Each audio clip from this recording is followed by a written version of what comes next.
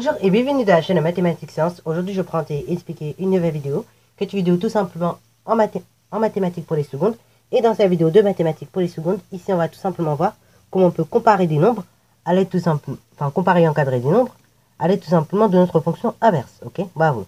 Donc pour ce faire, je vous laisse mettre la vidéo en pause et ensuite on va tout simplement corriger cet exercice. Sur ce donc, correction. Alors donc on va commencer par la toute première question. Donc on dit que f est la fonction inverse définie sur R étoile. Donc déjà, première des choses, la fonction inverse, bon vous savez que c'est la fonction qui est associée à tout réel x, donc hormis 0, justement son inverse, ok, 1 sur x.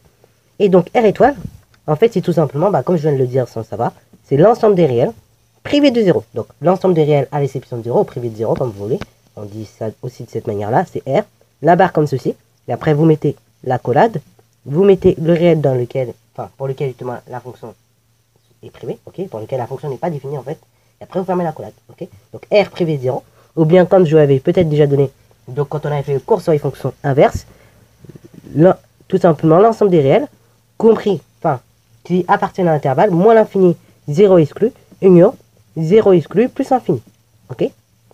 Donc je vous ai sûrement donné cette ensemble de définition, de moins l'infini à 0 exclu, union, 0 exclu, plus infini. En fait, ça équivaut à l'ensemble des réels privés de 0, ou bien tout simplement à R étoile. Alors bon, donc, première chose, comparer sans faire de calcul, f de 8 et f de 2, f de moins 6 et f de 4, et ensuite f de moins 6 fois 12 sixièmes plus 4 sixièmes et f de moins 14 divisé par 3 demi. Ok. Donc là, pour comparer des réels à l'aide d'une fonction, soit on utilise séparation, ou soit tout simplement on va utiliser le signe. Ok. Vous allez voir, en fonction du cas, ce sera soit l'un ou soit l'autre. Ok. La plupart du temps, c'est comme ça qu'on va fonctionner. Alors du coup, f, pour comparer d'abord f de 8 et f de 2, là, on n'est que sur des réels positifs, donc comment on va faire? D'abord, on sait que pour des réels positifs, la fonction inverse est tout simplement strictement décroissante, ok, et positive. Donc, comme elle est strictement décroissante, ça veut dire que si vous prenez un réel x1 plus petit qu'un réel x2, et dans ce cas-là, f de x1 sera plus grand que f de x2, ok. Bravo. Donc on va retracer la courbe représentative de la fonction inverse pour que vous puissiez peut-être voir la chose. Donc x, y. Donc là, sur l'ensemble des réels positifs, ok, bravo. Donc cette partie-là, la courbe de la fonction inverse, grosso modo, elle a cette allure-là. Ok, bravo, elle a cette allure-là. Et donc si je prends pour n'importe quel réel x, donc positif, un réel x1 plus petit qu'un réel x2, f de x1, comme vous pouvez voir ici, sera plus grand que f de x2. Donc ainsi, d'abord on va comparer les nombres, ok. Donc ainsi on va d'abord comparer 8 et 2. Donc ici vous savez que 2 est plus petit que 8. Or, justement, comme notre fonction inverse est strictement décroissante sur les réels positifs privés de 0. Donc, or, justement, la fonction inverse est strictement décroissante, ok. Donc là, strictement décroissante, ça veut dire que, elle est que décroissante. Elle n'est pas décroissante et ensuite constante. Non, elle est strictement décroissante. Donc, or, la fonction inverse est strictement décroissante sur, alors soit vous mettez l'ensemble des réels positifs privés de 0, ou bien sûr, tout simplement 0 exclu plus infini. Donc, comme notre fonction inverse est strictement décroissante sur l'intervalle 0 exclu plus infini, dans ce cas-là, on aura f de 8 qui sera plus petit que f de 2. Ou bien vous pouvez mettre dans l'autre sens un f de 2 plus grand que f de 8. Ok, bravo. En effet, un huitième c'est 0,125 et un demi, grosso modo, c'est 0,5. Ok, donc même sans avoir fait le cours, on aurait pu essayer de les comparer ces deux nombres-là. Ok, mais là, comme on a vu le sens de variation, et du coup, ça va permettre de faciliter grandement les choses et de ne pas avoir à faire des calculs. Ok, alors du coup, deuxième chose, maintenant on va essayer de comparer f de moins 6 et f de 4. Ok, bravo. Alors f de moins 6 et f de 4, pour comparer ces deux nombres-là, on va essayer de voir tout simplement, grosso modo d'abord, comment est faite la courbe de la fonction inverse. Ok, donc là, pareil, un conseil que je vous donne toujours pour ce chapitre-là, c'est d'avoir bien les courbes représentatives en tête, des différentes fonctions de référence, parce que là, si vous ne les avez pas en tête, c'est compliqué. Donc là, la courbe représentative de la fonction inverse, pour tout son ensemble de définitions, grosso modo, on voit que c'est deux paraboles qui ressemblent à ça. Bon, c'est pas trop bien dessiné, mais grosso modo, c'est l'allure que ça a.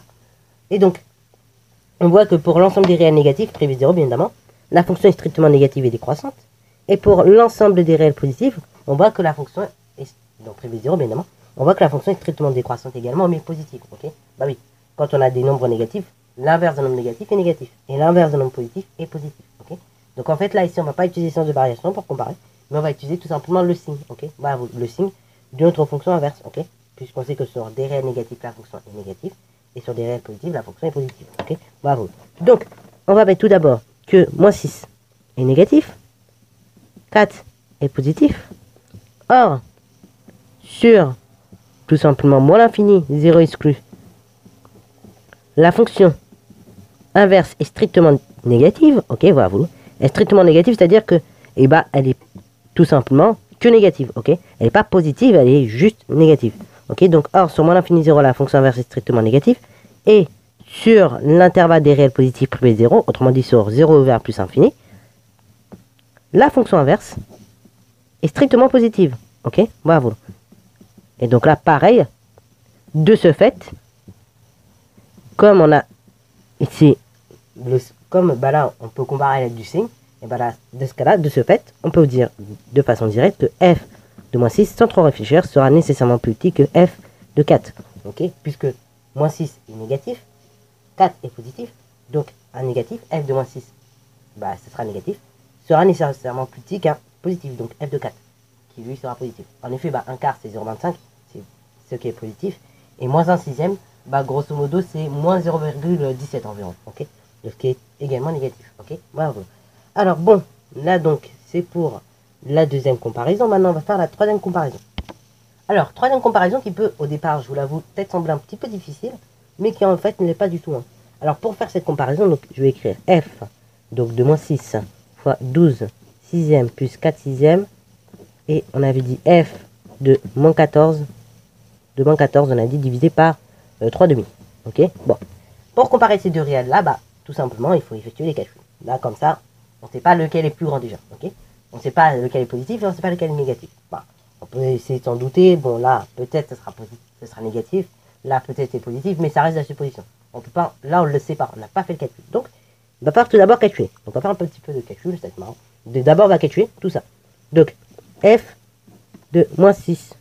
Enfin, d'abord on va calculer. Alors on peut calculer soit f de moins 6 fois 12 sixième plus 4 sixième, ou soit on peut également calculer directement, hein, moins 6 fois 12 sixième plus 4 sixième. Donc c'est parti mon kiki. Là vous voyez on a une multiplication et une addition. C'est donc la multiplication qui est prioritaire. C'est moins 6 fois 12 sixième qui est prioritaire. Donc là vous voyez qu'on peut même simplifier cette multiplication. Ok, moins 6 fois 12 sixième, ça fait tout simplement directement moins 12. Ok, vous ajoutez 4 sixième. 4 sixième on peut encore simplifier, hein. On va aller au plus petit dénominateur commun. Ça fait donc tout simplement 2 tiers. Moins 12 c'est également donc moins 36 tiers. Et moins 36 tiers plus 2 tiers, ça fait donc moins 34 tiers. Ok, donc là pareil, il faut avoir les bases, hein, ok, au niveau des additions, des opérations sur les fractions. Là, il ne faut pas être perdu dans ce genre de cas. Ok, faut vraiment que les choses elles viennent tac tac. Ok, bravo. Donc là, c'est bon, on a déjà notre premier nombre. Donc en fait, moins 6 fois 12 sixième plus 4 sixième, en fait c'est moins 34 tiers directement. Après, deuxièmement, on a tout simplement moins 14 divisé par 3 demi. Ok, alors pareil, il y en a aussi dit ça comme ça, donc moins 14 sur 3 demi. Bon, pourquoi pas, mais voilà. Pareil, voilà. En tout cas, il faut que dans vos têtes, ça soit clair. Là, le trait de fraction principal, il est là. Il est là où il y a le signe moins. Ok, il a la même hauteur que le signe moins. Autrement dit, c'est bien, d'accord, moins 14 que vous divisez par 3 demi. Autrement dit, que vous multipliez par inverse 2 tiers. Moins 14 fois 2 tiers, ça fait donc moins 28 tiers. Et c'est tranquille. Ainsi, ici, vous avez compris la chose, en fait. Il s'agira de comparer moins 34 tiers et moins 28 tiers. Ok, voilà, ça on sait faire. Moins 34 tiers, c'est bien plus petit que moins 28 tiers. Ok, puisque là, moins 28 tiers, il a la plus courte distance à 0 par rapport à moins 34 tiers. Ok, on peut essayer de se reprendre ça, peut-être. Moins 28 tiers, grosso modo, c'est moins 9,33. Ok, là, moins 34 tiers, grosso modo, c'est moins 11,33. Ok, donc là, c'est bien ce réel-là qui a la plus petite distance à 0. Donc, c'est bien ce réel-là qui est le plus grand, puisque là, on est sur des réels négatifs, je le rappelle. Donc, au niveau des distances à 0, et ben, c'est le réel qui a la plus petite distance à 0 qui est tout simplement le plus grand, dans le cas des réels négatifs. Or, vous savez que sur l'intervalle, donc moins l'infini, 0, la fonction inverse est strictement décroissante. Ok, on l'a dit tout à l'heure, hein. Donc la fonction inverse est strictement décroissante. Alors là, pourquoi je dis sur l'intervalle moins l'infini 0? Parce que là, on travaille que sur des réels négatifs. Ok, bah vous, évidemment, prévu de 0. Et donc, comme on travaille que sur des réels négatifs, et ben on veut comparer comme ça deux réels négatifs juste avec du sens de variation sur moins l'infini 0, tout simplement. Ok, bah vous. Et donc, ainsi, comme on a cette décroissance de la fonction sur moins l'infini 0, et bien en fait, on aura f du plus petit, donc de moins 34 tiers, qui sera nécessairement plus grand que f de moins 28 tiers. Ok, l'image du plus petit sera la plus grande que l'image du plus grand. Ok, bravo. L'image du plus grand sera petit par rapport à l'image du plus petit. Ok, bravo. Mais on change complètement l'ordre. Ok, bravo. Donc, ça c'est pour la première question. Maintenant, donc, on va faire la deuxième question avec les encadrements. Ok, bravo. Alors, premier encadrement, il s'agit d'encadrer tout simplement. Enfin, il s'agit d'encadrer 1 sur x dans le cas où tout simplement x est compris entre moins 4 et moins 2. Ok, bravo. Donc, on va dire. Alors, du coup, première des choses qu'on va faire pour effectuer au mieux l'encadrement, et ben on va partir de l'encadrement de base. Ok, on va dire que par hypothèse, on a l'encadrement de base. Donc, par hypothèse, on a l'encadrement de base, c'est-à-dire tout simplement. Donc, on va le mettre tout de suite. On a donc la chose suivante, moins 8 inférieur à x, qui est du même inférieur, donc enfin qui est du même, donc tout simplement inférieur à moins 2. Ok, ça c'est l'encadrement de base qu'on a.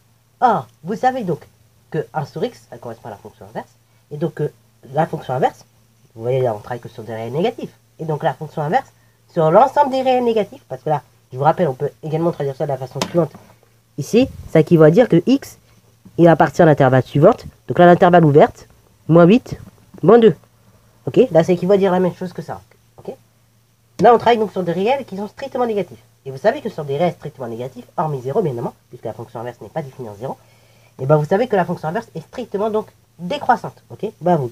Ainsi donc, au niveau de l'ordre, donc on aura 1 sur x au milieu, qui sera supérieur ou bien égal à 1 huitième. Ok, voilà, vous.